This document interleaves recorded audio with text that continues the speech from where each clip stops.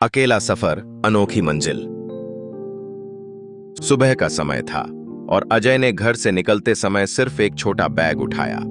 उसके चेहरे पर गहरी बेचैनी थी, लेकिन आंखों में कुछ पाने की चमक भी थी। गांव के हालात से तंग आकर उसने बड़ा शहर जाकर अपनी किस्मत बदलने का फैसला कर लिया था।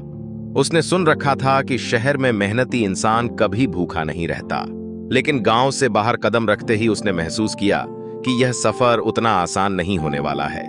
रेलवे स्टेशन तक पहुंचने के लिए उसे 20 किलोमीटर का पैदल सफर तय करना था। गांव की बस बंद हो चुकी थी और उसके पास पैसे बचाने के लिए पैदल चलना ही एकमात्र विकल्प था।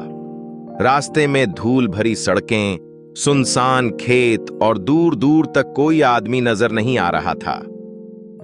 अजय अभी कुछ किलोमीटर ही चला था कि अचानक आसमान में बादल घिर आए। तेज हवा के साथ बारिश शुरू हो गई। वह पेड़ के नीचे छिपने की कोशिश कर रहा था। तभी एक बूढ़ा आदमी दिखा जो झुकी कमर के साथ धीरे धीरे उसी रास्ते पर चल रहा था। बूढ़ा आदमी बोला, बेटा, बारिश से कहां तक बचोगे? रास्ता लंबा है। अगर तुम सच में अपनी मंजिल तक पहुंचना चाहते हो तो रुकना नहीं है, चलते रहो। अजय ने बूढ़े की बातों में गहराई महसूस की। उसने भीगते हुए भी चलना जारी रखा, लेकिन कुछ दूर जाकर जब उसने पीछे मुड़कर देखा तो वह बूढ़ा आदमी कहीं दिखाई नहीं दिया। अजय को लगा शायद वह बूढ़ा कोई संकेत देने आया था। लगातार चलते चलते अजय को भूख और थकान ने घेर लिया। रास्ते में उसे एक ढाबा दिखाई दिया, लेकिन जेब में पैसे न के बराबर थे। उसने सोचा कि किसी से उधार मांग ले, लेकिन गांव के ताने याद आ गए, बिना पैसा कोई मदद नहीं करता। वह मायूस होकर आगे बढ़ा, लेकिन ढाबे के मालिक ने उसे बुलाया। बेटा, भूखा लग रहा है, रोटी खा लो, पैसे मत सोचो, सफर में हर किसी को मदद चाहिए होती है। अजय की आंखें भर आईं। उसने रोटी खाई और मालिक से कहा, मैं पैसे चुकाऊंगा। मालिक मुस्कुराया और बोला, जब तुझसे बनेगा तब किसी और भूखे को खाना खिला देना, वही सबसे बड़ी चुकता होगी।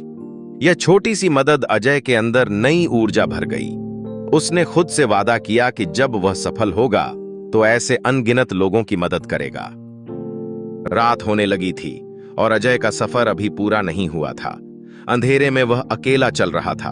अचानक उसे पास की झाड़ियों से आवाज आई, साहब रुकिए।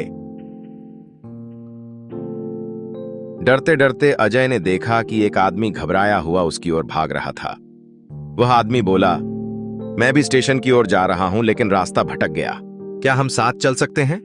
अजय को पहले शक हुआ, लेकिन फिर उसने सोचा, सफर में साथ अच्छा रहता है।